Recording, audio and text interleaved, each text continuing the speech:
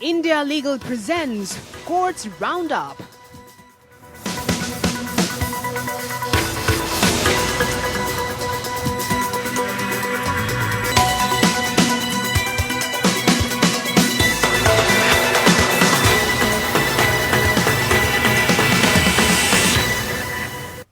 नमस्कार, मैं हूं आपके साथ ऋषु त्यागी। कोर्ट्स राउंडअप में आप सभी का स्वागत है। इस बुलेटिन में अगले आधे घंटे हम आपको कोर्ट से जुड़े तमाम छोटी बड़ी खबरों से रूबरू करवाएंगे। कोर्ट की कार्यवाही और सुप्रीम कोर्ट से लेकर हाई कोर्ट और लोअर कोर्ट्स तक के फैसलों को आपके सामने रखेंगे। आगे बढ़ने से पहले डालते हैं एक नजर हेडलाइंस पर। अनुच्छेद 370 रद्द करने के सरकार के फैसले को चुनौती देने वाली याचिकाओं पर सुनवाई के लिए तैयार हुआ सुप्रीम कोर्ट। सीजेआई ललित ने कहा, दशहरे के बाद होगी सुनवाई। मामले में 5 जजों की बेंच का होगा गठन।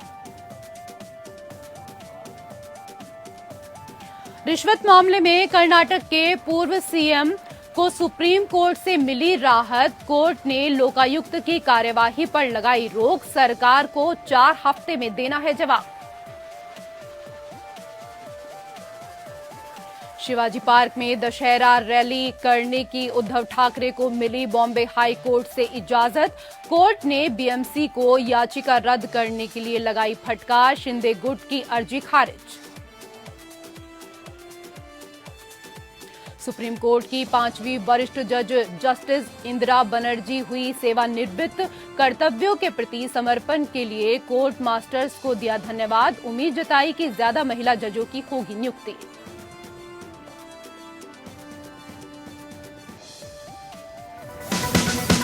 India Legal presents Courts Roundup.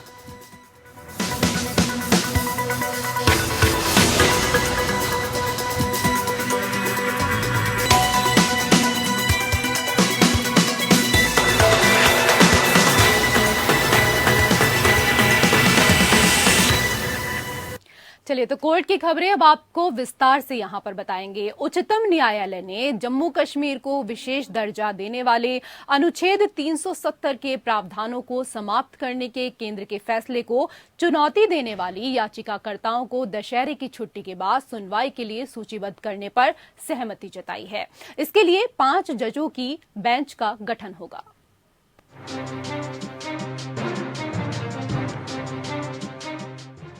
लंबे समय से ठंडे बस्ते में बंद अनुच्छेद 370 रद्द को चुनौती मामले की अब आखिरकार सुनवाई होगी। सुप्रीम कोर्ट ने शुक्रवार को कहा कि संविधान के अनुच्छेद 370 को खत्म करने को चुनौती देने वाली याचिकाओं को दशहरा अवकाश के बाद सूचीबद्ध किया जाएगा। शुक्रवार को इस मामले का उल्लेख सीजेआई यूयू ललित की अध्यक्षता वाली 3 सदस्यीय पीठ के समक्ष किया गया। वकील ने कहा कि ये एक महत्वपूर्ण संवैधानिक मामला है, जिसके बाद सीजेआई ने कहा कि दशहरे की छुट्टियों के बाद मामले को सूचीबद्ध किया जाएगा। सुप्रीम कोर्ट 3 अक्टूबर से 1 सप्ताह के लिए दशहरा अवकाश के लिए बंद रहेगा। इस साल 25 अप्रैल को तत्कालीन प्रधान न्यायाधीश एनवी रमन्ना की अध्यक्षता वाली पीठ ने अनुच्छेद 370 के प्रावधानों को समाप्त करने के केंद्र के फैसले को चुनौती देने वाली याचिकाओं को गर्मी के बाद सूचीबद्ध करने पर विचार करने की सहमति जताई है। शीर्ष अदालत को दशहरे की छुट्टी के बाद याचिकाओं पर सुनवाई के लिए 5 न्यायाधीश की पीठ का पुनर्गठन करना होगा, क्योंकि पूर्व प्रधान न्यायाधीश रमन्ना और न्यायमूर्ति आर सुभाष रेड्डी सेवानिवृत्त दोनों पहले याचिकाओं पर सुनवाई करने वाली 5 न्यायाधीशों की पीठ का हिस्सा थे।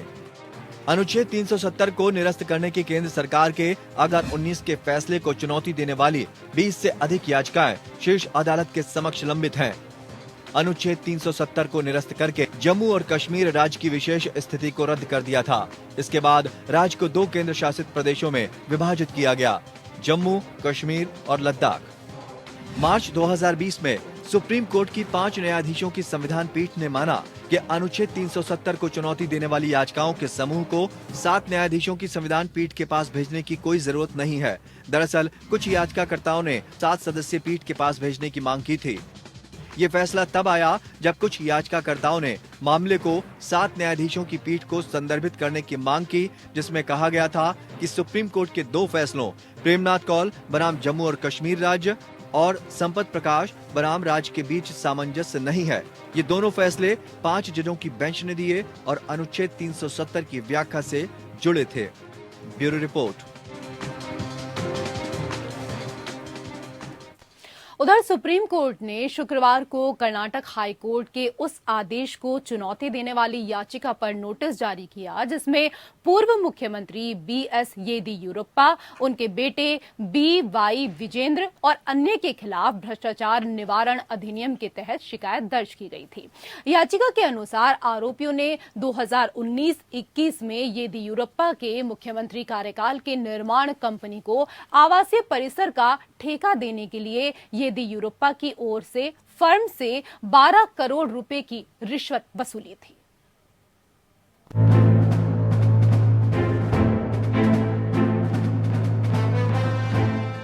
सुप्रीम कोर्ट से कर्नाटक के पूर्व सीएम बीएस येदियुरप्पा को राहत मिली है। अदालत ने रिश्वत मामले में येदियुरप्पा के खिलाफ लोकायुक्त की कार्रवाई पर रोक लगा दी है। सुप्रीम कोर्ट ने कर्नाटक हाई कोर्ट के आदेश को चुनौती देने वाली कर्नाटक के पूर्व सीएम बीएस येदियुरप्पा की याचिका पर नोटिस जारी किया है। नोटिस जारी करते हुए वर्तमान सरकार और अन्य से 4 हफ्ते में जवाब मांगा गया है। येदियुरप्पा की ओर से सीनियर एडवोकेट सिद्धार्थ दवे और एडवोकेट मुकुल रोहत्ती ने तर्क दिया कि भ्रष्टाचार निवारण अधिनियम या पीसी अधिनियम को जनता द्वारा की गई सिफारिशों या निर्णय से संबंधित अपराधों की कोई जांच करने से पहले पूर्व मंजूरी की आवश्यकता होती है। प्रतिवादी की ओर से पेश वकील ने प्रस्तुत किया कि अयप्पा में निर्णय को बाद में विचार के लिए एक बड़ी पीठ के पास भेजा गया था। उन्होंने तर्क दिया कि पीसी अधिनियम की धारा 19(1) के तहत कोई भी न्यायालय किसी लोक सेवक के संबंध में अपराधों का संज्ञान पूर्व मंजूरी के बिना नहीं ले सकता। इस संबंध में दवे ने पीसी एक्ट की धारा 17(a) का हवाला दिया। उन्होंने अनिल कुमार बनाम अयप्पा में सुप्रीम कोर्ट के फैसले का भी उल्लेख किया जिसमें ये माना गया था कि विशेष न्यायाधीश के लिए सीआरपीसी की धारा 156(3) के तहत शिकायत को आगे बढ़ाने के लिए पूर्व मंजूरी आवश्यक है। रोहतगी ने इस बात पर जोर दिया कि मामला अयप्पा के फैसले में पूरी तरह से शामिल है। शिकायत में आरोप लगाया गया है कि कथित तौर पर बीडीए की रुकी हुई परियोजना के नाम पर बेंगलुरु में करोड़ों रुपए का आदान प्रदान किया गया और Ramalingam construction company private limited के पक्ष में कार्य आदेश जारी किया गया। इस याचिका में भ्रष्टाचार रोकथाम अधिनियम के तहत उनके और अन्य के खिलाफ दायर रिश्वत की शिकायत को बहाल किया गया था। साथ ही सुप्रीम कोर्ट ने याचिकाकर्ता के संबंध में आगे की कार्रवाई पर भी रोक लगाई है। कर्नाटक उच्च न्यायालय ने बीते दिनों सुनवाई के दौरान ये माना था कि येदियुरप्पा उनके परिजनों के खिलाफ मामले में जांच करने के लिए एक विशेष अदालत की मंजूरी की अस्वीकृति बाधा नहीं हो सकती है। 8 जुलाई 2021 को एक विशेष अदालत ने एक्टिविस्ट टीजे अब्राहम द्वारा दायर याचिका को खारिज कर दिया था। इसका कारण ये दिया गया था कि भ्रष्टाचार की रोकथाम की धारा के तहत वैध मंजूरी के बिना जांच नहीं की जा सकती। कर्नाटक हाई कोर्ट के आदेश के बाद राज्य लोकायुक्त ने बीते 16 दिसंबर को येदियुरप्पा और अन्य लोगों के खिलाफ धोखाधड़ी, वसूली और आपराधिक साजिश के लिए कई प्रावधानों के तहत एफआईआर दर्ज की थी। Bureau report.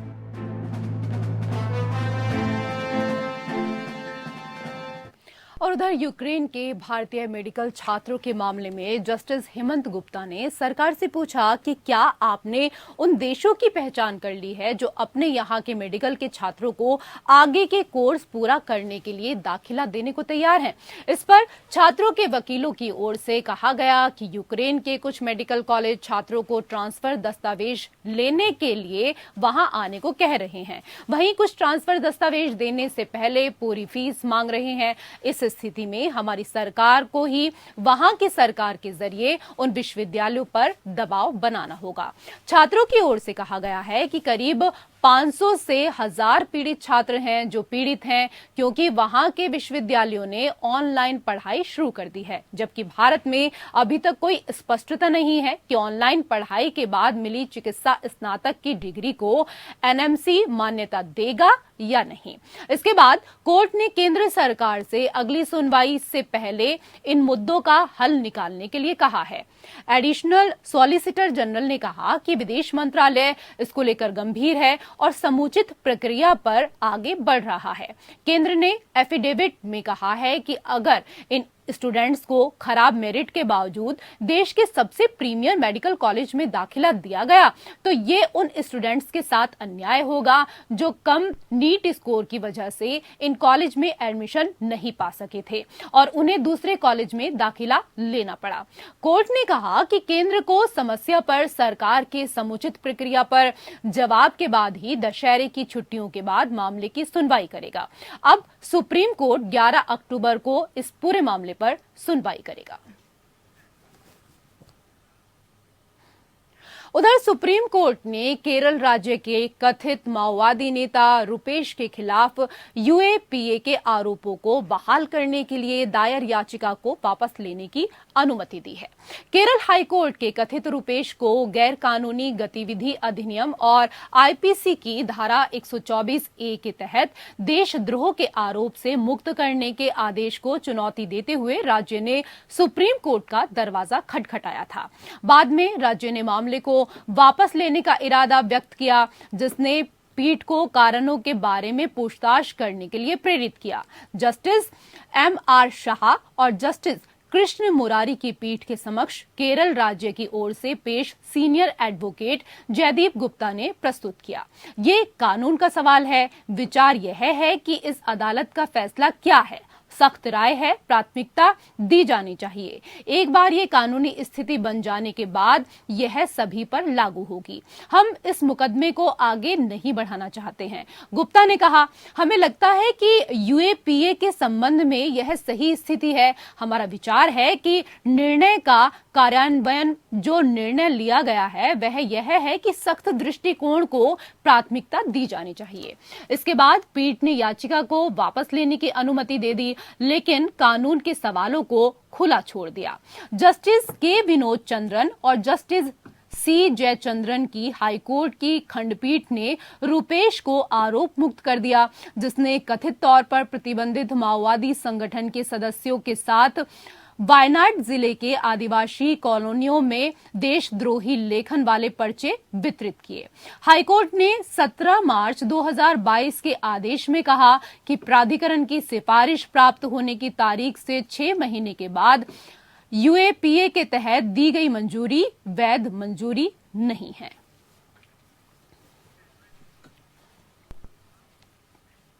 और the times now news channel के संपादक और एंकर नाविक कुमार को सुप्रीम कोर्ट से राहत मिली है। सुप्रीम कोर्ट ने उनके खिलाफ दर्ज मामले को दिल्ली की IFSO यूनिट की जांच के लिए ट्रांसफर कर दिया है। साथ ही कोर्ट ने उनको अपने ऊपर दर्ज मामलों को रद्द करने की मांग के लिए हाई कोर्ट जा सकती हैं। इसके अलावा कोर्ट ने उनके ऊपर किसी भी दंडात्मक कार्रवाई पर 8 हफ्ते तक रोक भी लगाई है। दरअसल नाविका कुमार ने सुप्रीम कोर्ट में याचिका दाखिल कर उनके ऊपर दर्ज मुकदमे को रद्द करने की मांग की। इसके अलावा याचिका में ये भी कहा गया कि मामले रद्द न किए जाने की स्थिति में उन सभी मामलों को एक साथ जोड़कर एक जगह सुनवाई की जाए।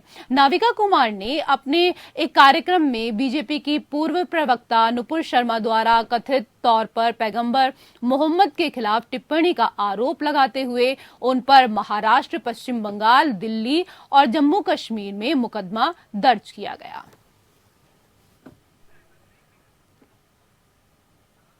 दिल्ली के मंत्री सत्येंद्र जैन ने निचली अदालत के उस आदेश को चुनौती देते हुए दिल्ली उच्च न्यायालय का दरवाजा खटखटाया है, जिसमें प्रवर्तन निदेशालय द्वारा मामले की सुनवाई कर रहे न्यायाधीश ने अपनी जमानत याचिका दूसरे न्यायाधीश को स्थानांतरित करने की याचिका की अनुमति दी गई थी। इस मामले को वरिष्ठ अधिवक्ता राहुल मेहरा ने मुख्य न्यायाधीश सतीश चंद्र शर्मा की पीठ के समक्ष तत्काल सुनवाई के लिए रखा था।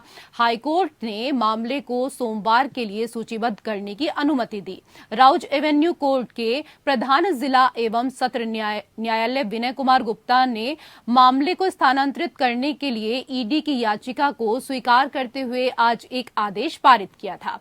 मामले की सुनवाई अब विशेष न्यायाधीश विकास ढुल करेंगे। विशेष न्यायाधीश गीतांजलि गोयल जैन की जमानत याचिका पर सुनवाई कर रही थी और मामला अपने अंतिम चरण में था, जब ईडी ने न्यायाधीश की ओर से पक्षपात का आरोप लगाते हुए मामले को स्थानांतरित करने की मांग की।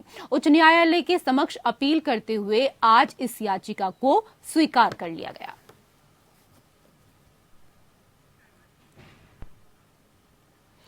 उधर मध्य प्रदेश हाईकोर्ट ने 2022-23 सत्र की पीजी मेडिकल कोर्स काउंसलिंग के लिए राज्य सरकार द्वारा इन सर्विस डॉक्टरों के लिए तैयार पूरी मेरिट लिस्ट को रद्द कर दिया है।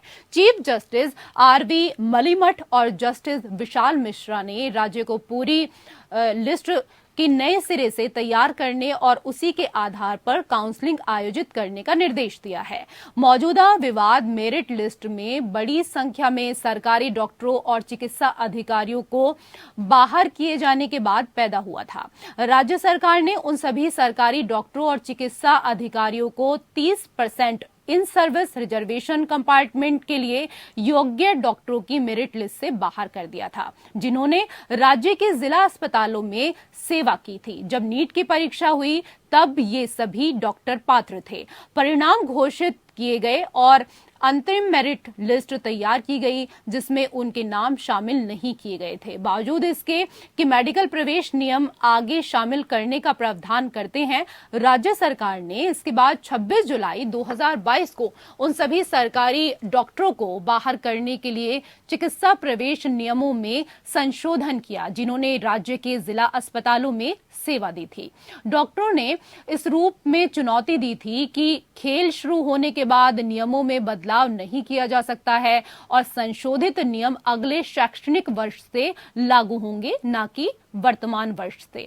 हाईकोर्ट ने फैसले में माना कि चयन प्रक्रिया शुरू होने के बाद बीच में पेश किए गए मेडिकल प्रवेश नियमों में संशोधन मौजूदा वर्ष पर लागू नहीं होगा, बल्कि अगले वर्ष से संभावित रूप से लागू होगा। फिर मेरिट सूची को निरस्त करते हुए राज्य सरकार को पूर्व में लागू और असंशोधित चिकित्सा प्रवेश नियमों के अनुसार पूरी प्रक्रिया को फिर से करने का निर्देश दिया गया है। हाईकोर्ट के निर्णय के बाद चल रही काउंसलिंग प्रक्रिया और प्रवेश भी ठप हो गया।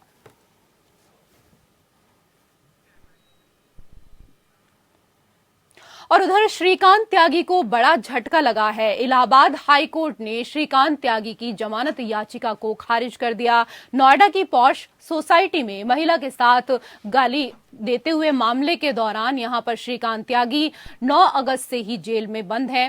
त्यागी ने हाईकोर्ट में जमानत याचिका दाखिल की थी। इस पर गुरुवार को भी सुनवाई हुई थी। तब कोर्ट ने फैसला सुरक्षित रख लिया था। मामले में हाईकोर्ट ने सरकारी वकील से 3 हफ्ते में काउंटर एफिडेविट मांगा है। जस्टिस मयंक कुमार जैन की सिंगल बेंच में गुरुवार को जमानत अर्जी पर सुनवाई हुई। मामले में सीनियर एडवोकेट जीएस चतुर्वेदी और अधिवक्ता अमृता राय मिश्रा ने पक्ष रखा। आपको बता दें कि श्रीकांत त्यागी ने गैंगस्टर एक्ट के तहत दर्ज मुकदमे में इलाहाबाद हाईकोर्ट में जमानत अर्जी दाखिल की थी। उन्हें 3 मुकदमे में सेशन कोर्ट से पहले ही जमानत मिल चुकी है। आपको बता दें कि एक महिला से बदसलूकी के मामले में श्रीकांत त्यागी जेल में बंद हैं। मालूम हो कि श्रीकांत त्यागी का 5 अगस्त को महिला से गाली गलौज करने का वीडियो वायरल हुआ था। मामले के तूल पकड़ने के बाद पुलिस ने केस दर्ज किया था। ये मामला तब ज्यादा सुर्खियों में आया जब खुद गौतम बुद्ध नगर के सांसद डॉक्टर महेश शर्मा इस मामले को लेकर सोसाइटी पहुंचे और लखनऊ फोन करके पुलिस कमिश्नर की शिकायत कर डाली। वीडियो वायरल होने के बाद से ही आरोपी फरार हो गया था, जिसके खिलाफ गैंगस्टर की कार्रवाई कर 25,000 का इनाम भी घोषित किया गया था। पुलिस की 12 टीमें तलाश में जुटी हुई थी। आरोपी को मेरठ से गिरफ्तार किया गया। उसके बाद श्रीकांत त्यागी के पक्ष में सोसाइटी में घुसे 6 युवकों समेत कुल 8 लोगों को जिला कोर्ट ने पहले ही जमानत दे दी थी।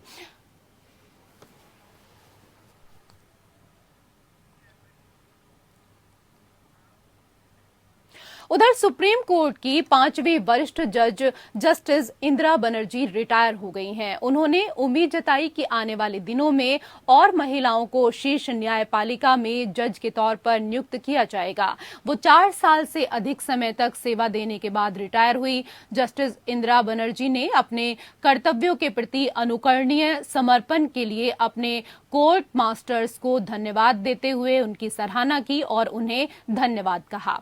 जस्टिस बनर्जी की अध्यक्षता वाली सुप्रीम कोर्ट की संविधान पीठ ने त्रिमूर्ति द्वारा दायर एक याचिका पर अपना फैसला सुनाए जाने के बाद कहा कि कोर्ट मास्टर्स रात 1:30 बजे तक उनके घर पर थे ताकि अगले दिन निर्णय समय पर दिया जा सके। जस्टिस बनर्जी को 7 अगस्त 2018 को सुप्रीम कोर्ट में पदोन्नत किया गया था। So whether the persons, the numbers, that is 5 in a bench of 5, should override the larger bench decision which went by 4:3 majority. Very interesting question, and that's a very beautiful judgment rendered by her, which is the freshest of the lot. I never knew about this, that Justice Banerjee was persuaded to join the legal profession by somebody, a friend of hers. Whoever that person, the legal fraternity must thank that lady.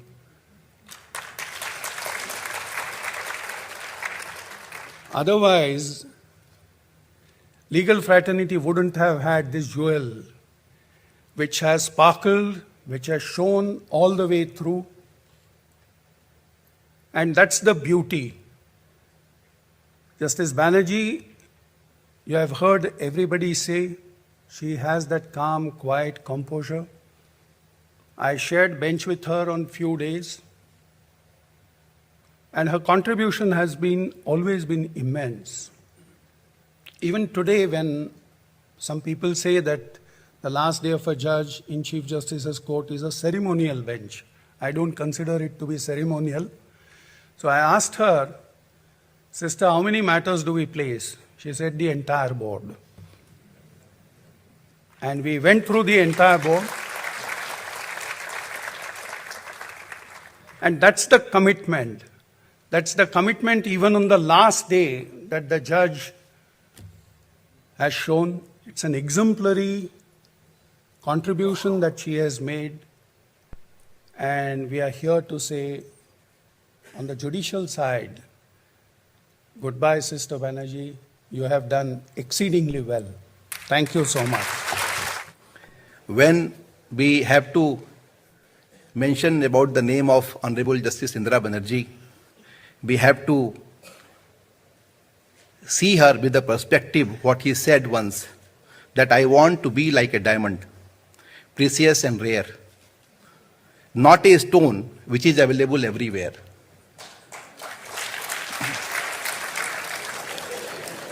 Madam Banerjee studied from Calcutta.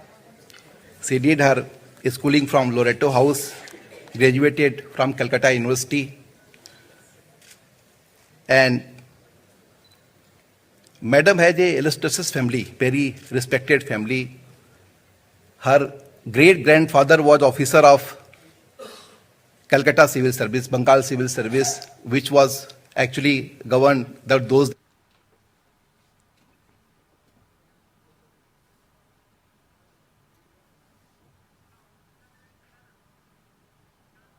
Bar Association, Mr. Vikas Singh, Vice President of the Bar Association, Mr. Pradeep Kumar Rai, Mr. Rahul Kaushik, the Additional Solicitors General, President of the SCORA and other office bearers of the SCORA, office bearers of the Supreme Court Bar Association, lawyers, senior and junior.